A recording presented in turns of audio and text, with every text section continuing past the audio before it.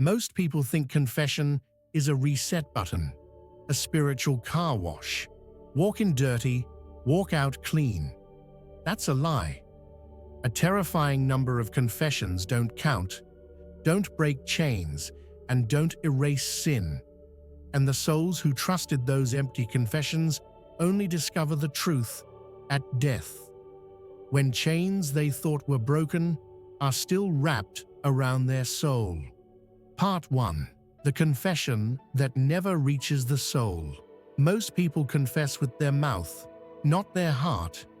They say the words, but nothing inside them bleeds, breaks, or bends. They confess because they feel guilty, they feel dirty, they feel pressure, they feel afraid, not because they feel convicted. Guilt fades, conviction transforms. Guilt wants relief, conviction wants change. Most confessions are nothing but guilt dumps, and God doesn't operate on guilt. He operates on truth. If your confession doesn't expose the sin to the point it embarrasses you or breaks you, it's hollow. Most Catholics protect their ego even in confession. They confess like they're negotiating a discount, not surrendering their life, and heaven rejects negotiations. Part 2. The confession that avoids the real disease. People confess actions but hide identity. They admit what they did, but hide what they are. They say, "I was angry," but hide, "I have a superiority problem." "I fell into lust," but hide, "I've built my life around secret pleasure."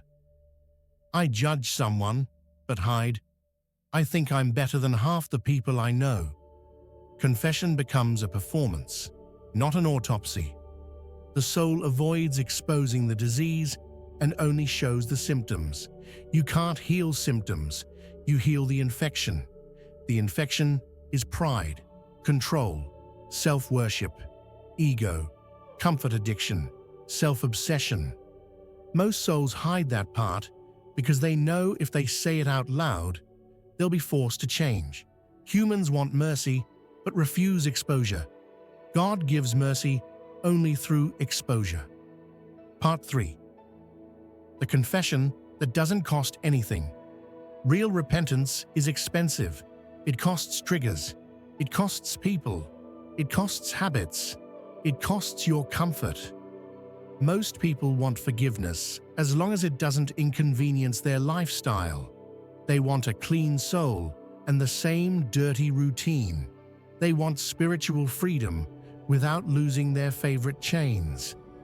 They want to be healed while staying in the same room that poisoned them. Forgiveness isn't free. Forgiveness requires loss. If your confession didn't cost you anything, it probably wasn't real. Confession without sacrifice is just emotional therapy. Chains only break when you pay a price. Most people never pay it. Part 4. The confession that never reaches God. This is the horror nobody talks about. A confession can be heard without being accepted. God rejects confessions that he knows the soul doesn't mean, not because he's cruel, but because he refuses to confirm deception. Some confessions are manipulative, are transactional, are half-honest, are delayed too long, are repeated with zero effort, are spoken without intention, are emotion-based. These confessions die in the air before they ever reach heaven. They soothe the mind, but do nothing to the soul. A person can walk out of confession light-hearted and still be unforgiven. That's the danger. People feel saved, but remain bound. This is the spiritual self-deception that destroys millions. Ends Part 5, the moment of death. The truth revealed. Death removes illusion. In that instant, every confession you treated lightly screams back at you with brutal clarity. You confessed me, but you never killed me. Sin you never fought stands next to you alive. Chains you thought were broken tighten around you, and you realize the horrifying truth. You confessed your behavior, but never surrendered your will. You wanted forgiveness, but never transformation. You wanted mercy, but not mastery. You wanted God to fix you, but not to rule you. And when the soul stands before God, it understands the nightmare. The confessions that weren't real don't count.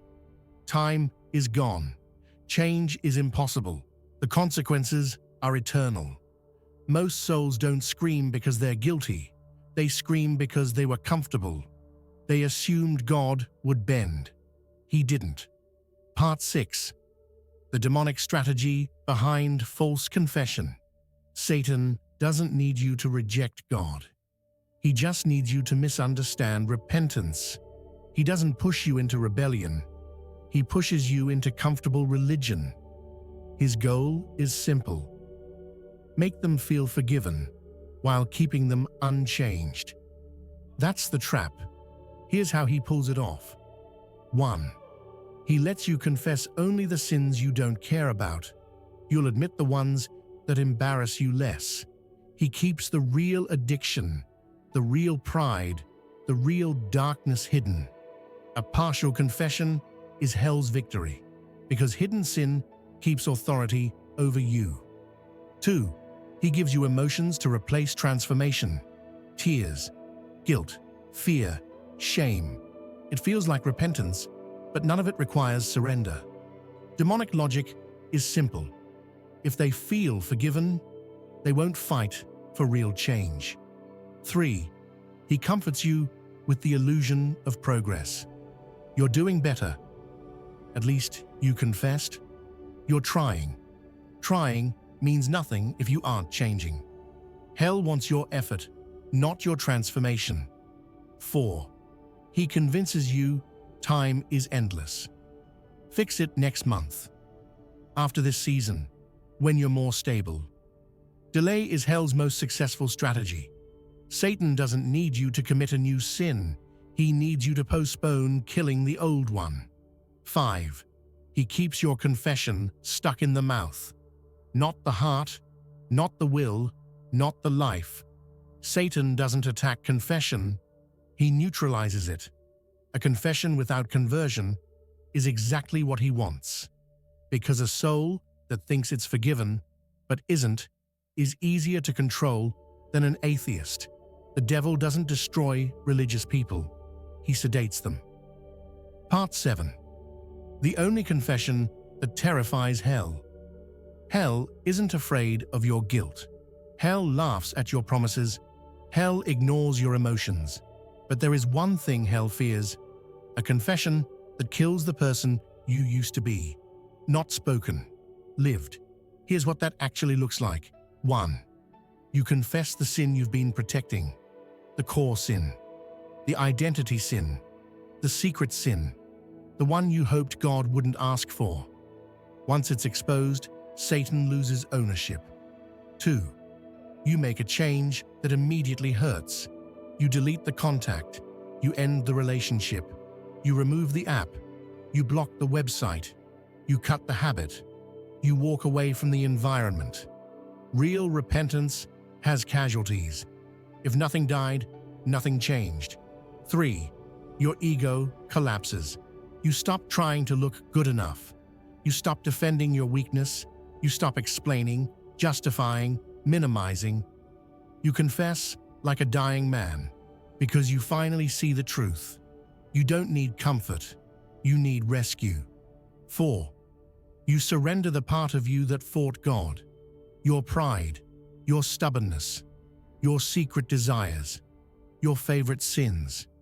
Hell panics when you surrender, because surrender removes their legal right. 5. You accept discipline without complaining.